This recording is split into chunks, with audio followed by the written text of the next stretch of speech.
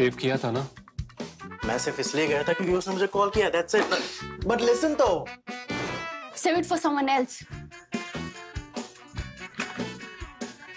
जिंदगी में सेव करना जरूरी है, मगर जब बात पैसों की हो, सिर्फ सेविंग से काम नहीं चलेगा। इक्विटी म्यूचुअल फंड्स में इन्वेस्ट कीजिए और अपने सेविंग्स को आगे बढ़ने का मौका दीजिए। Mutual fund investments are subject to market risks. Read all scheme-related documents carefully.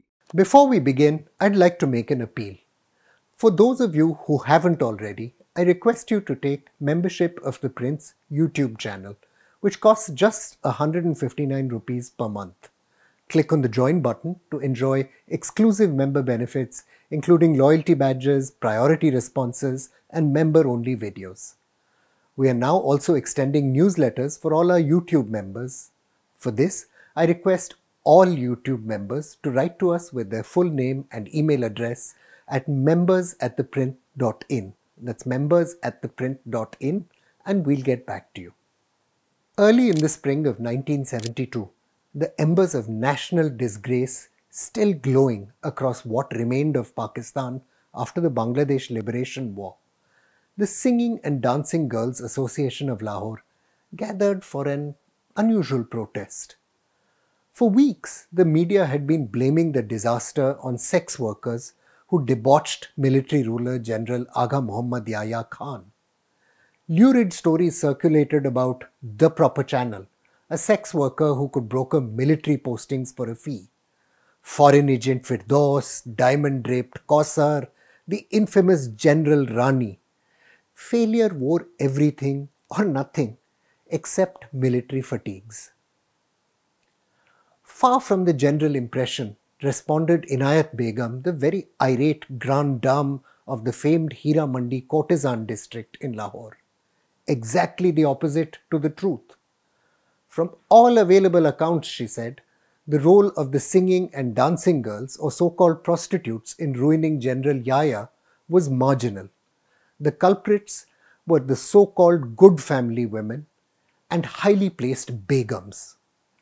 Last week, an investigation by journalist Ahmad Noorani revealed that the family of soon-to-retire Army Chief General Qamar Bajwa, about as good family as you can get, amassed assets, mainly urban lands, worth a staggering $56 million through his 6 years in office. Elsewhere in the world, the expose would have provoked a pretty big scandal.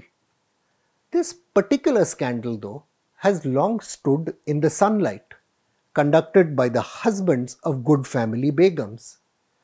Even as Pakistan has slowly descended into an economic crisis, military officers have been given taxpayer-funded land allocations worth millions of dollars. The long roster of properties General Bajwa's family owns in Karachi, Lahore and Islamabad are actually his by right.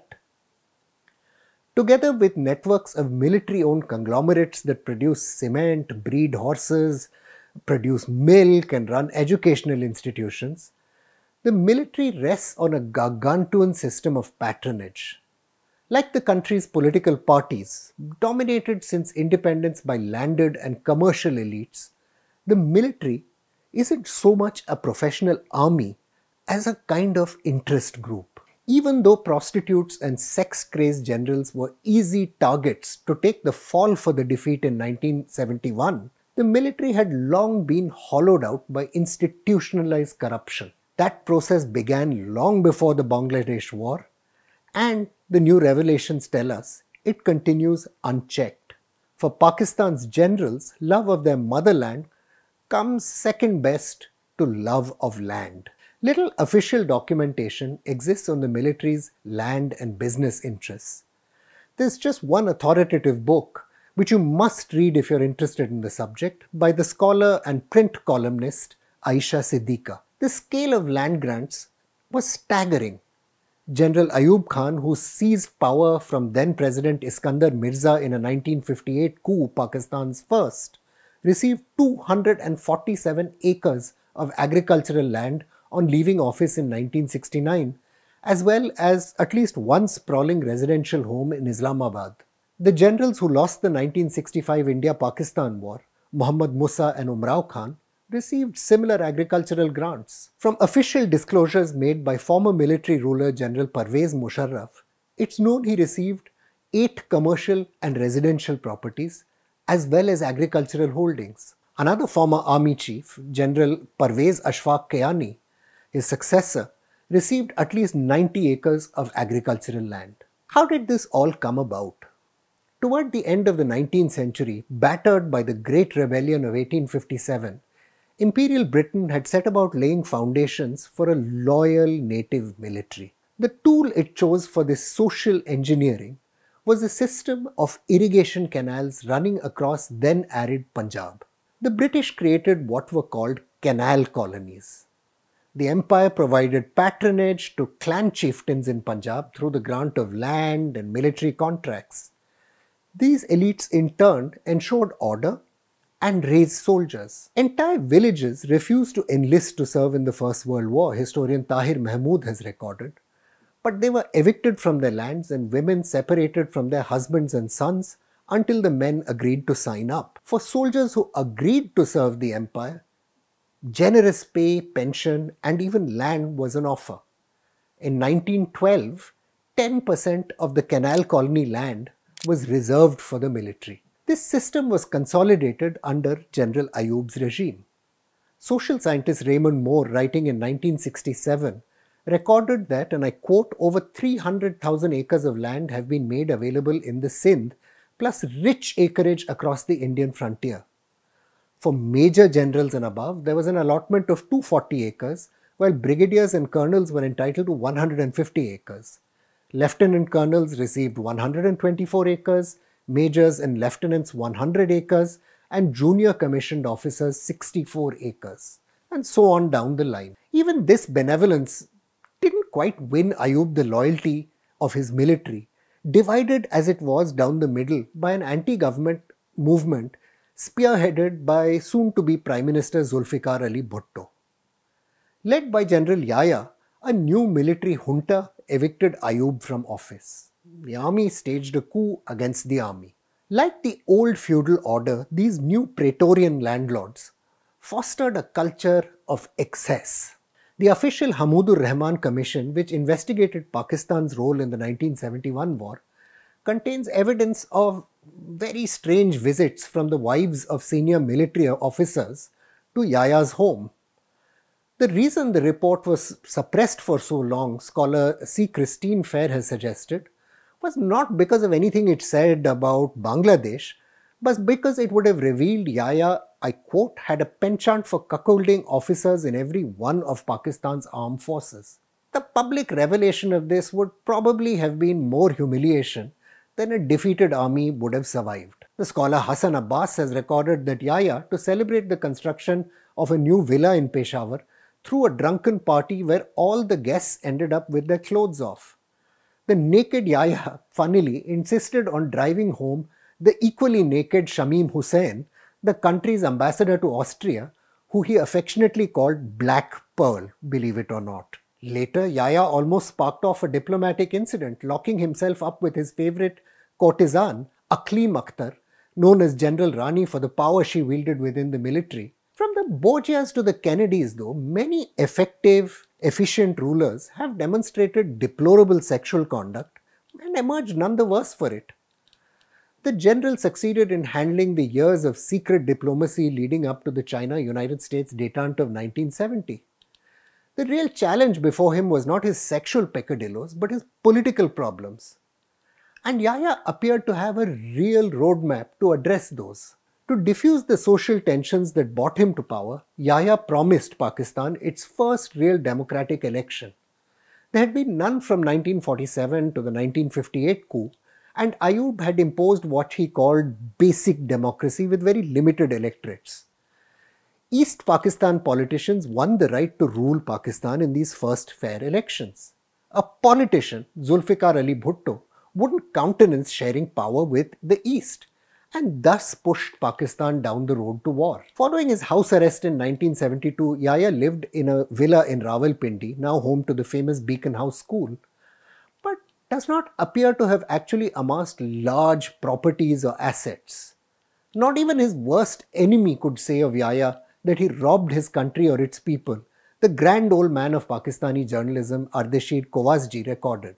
Lawrence Zirig, an American author, famously described Yahya as just, I quote, the chairman of a board of a ruling corporation that already had a large number of stockholders.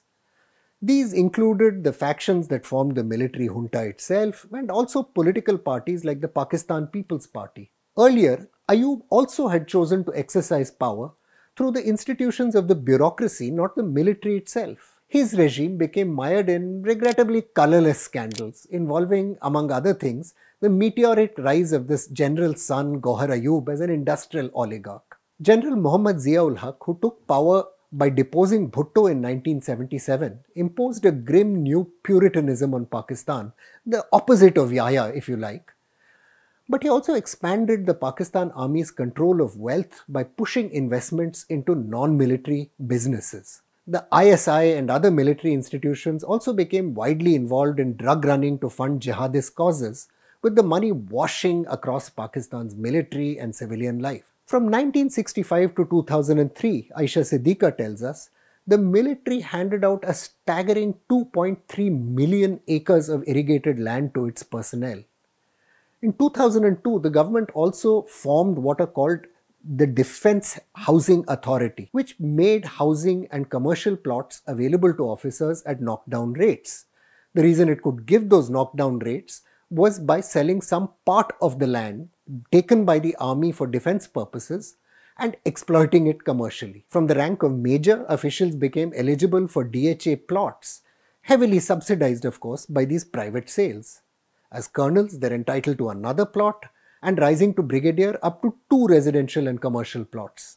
Lieutenant generals are entitled to irrigated land worth almost ₹1 billion, while those who serve as corps commander get half as much more, along with DHA plots for each single year they're in the saddle. This system of land accumulation does not exist independently of the Pakistani politicians. The generals are just the leaders of the largest organized cartel in Pakistani politics, exercising their influence to ensure their privileges are protected. Former Prime Minister Imran Khan and Nawaz Sharif, among others, have accepted military primacy in return for help securing elected office, albeit under terms defined by the generals. General Bajwa's personal fiefdom is curiously enmeshed with the story of his close friend and loyal retainer Sabir Mittu Hamid. Hamid, once a small store owner in Old Town Lahore, allegedly leveraged his Bajwa connection to gain advanced information on where Defence Housing Authority projects would be built. Hamid, the story goes, would cajole and coerce landowners to sell to him. Then he would swap his land for a share of the saleable DHA residential and commercial plots. The Bajwa-Hamid relationship culminated in the marriage of their children, whose assets have now been revealed by these media investigations. Economist Shahid Alam once called this the feudalization of the urban upper classes, which has proceeded via 3 roads: alliances of marriage, acquisition of agricultural land with or without pro quo, and the rapid urbanization of the rural elite. From the proper channel to General Rani to today, these 3 elements have worked to bind the corruption of the military and civilian elite. Former bar dancer Farhat Shehzadi allegedly used her relationship with Imran Khan and First Lady Bushra Bibi to engage in influence selling operation. Does that remind you of someone many decades ago? Pakistan's judiciary has fitfully pushed back against these military land acquisitions. In 2006, the Supreme Court ordered 3 canals of land that had been seized from a small peasant, part of 33,000 acres given to the army by the Punjab government, to be returned. Last year, the Islamabad High Court stayed the acquisition of land being taken from 2 widows for a DHA project. And frustrated by DHA commercial operations in Karachi, former Chief Justice of Pakistan Gulzar Ahmad had even mocked the military, saying that it, and I quote, sought to encroach on the entire sea all the way to America and plant their flags there. Of course, in the real world, the Pakistani army couldn't even encroach successfully on next door India. For Pakistan, this is really bad news. It means people will continue to suffer the crushing weight of its Praetorian Guard, which is too flabby and too compromised to fight off threats emerging from jihadists along its northwestern borders. I'm Praveen Swami, and I'm National Security Editor of ThePrint. Thank you for listening to Security Code.